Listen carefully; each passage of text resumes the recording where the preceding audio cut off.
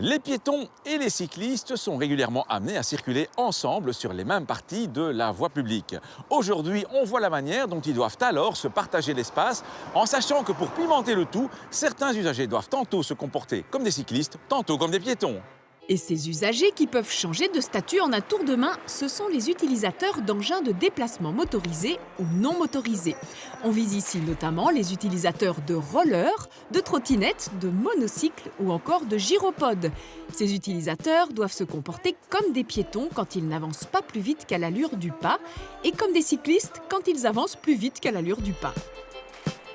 Il y a pas mal de situations où piétons et cyclistes sont amenés à cohabiter sur la voie publique. Et le premier conseil que l'on peut leur donner, c'est de faire preuve de courtoisie mutuelle. Mais selon la situation, les règles de cohabitation peuvent varier fortement. L'endroit privilégié pour la circulation des piétons est bien entendu le trottoir. Mais ça ne veut pas dire qu'ils n'y trouveront jamais un cycliste. Hors agglomération, s'il n'y a pas de piste cyclable, les cyclistes peuvent en effet circuler sur le trottoir de droite par rapport au sens de leur marche, mais bien entendu sans y mettre en danger les piétons. En agglomération, seuls les cyclistes de moins de 9 ans peuvent rouler sur les trottoirs et encore, à condition d'avoir un petit vélo avec des roues d'un diamètre maximal de 500 mm, pneus non compris, et à condition bien entendu de ne pas mettre en danger les piétons. Notez que rouler à vélo sur un trottoir est certainement plus risqué qu'il n'y paraît, puisque le cycliste peut être confronté brusquement à des piétons ou à des véhicules qui sortent d'une propriété privée sans se douter de leur présence. Lorsqu'il n'y a pas de trottoir à disposition, comme ici, les piétons peuvent utiliser la piste cyclable. Dans ce cas, ils doivent bien entendu céder le passage aux cyclistes et, le cas échéant, aux cyclomotoristes. Mais dans tous les cas, les utilisateurs d'une piste cyclable ne peuvent ni se gêner, ni se mettre en danger mutuellement. Et puis, il y a les situations où il est prévu par la signalisation que piétons et cyclistes puissent cohabiter. Ce sont principalement les parties de la voie publique réservées, les chemins réservés, les zones résidentielles et, le cas échéant, les zones piétonnes.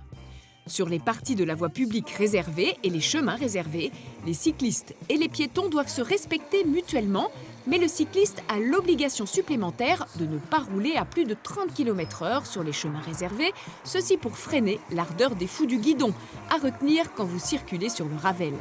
Dans une zone résidentielle, les cyclistes ne peuvent mettre les piétons en danger ni les gêner. Au besoin, ils doivent même s'arrêter. Les piétons peuvent y occuper toute la voie publique, mais sans pour autant entraver la circulation sans nécessité. Les cyclistes ne peuvent y rouler à plus de 20 km/h. Enfin, dans une zone piétonne, autorisée aux cyclistes, ceux-ci sont limités à l'allure du pas, ce qui est hélas rarement respecté. Et ils doivent au besoin descendre de leur bicyclette lorsque la densité de circulation des piétons rend difficile leur passage. Bref, vous l'aurez compris, plus l'espace est dédié aux piétons, plus les cyclistes doivent modérer leur vitesse afin de faire face à toute éventualité.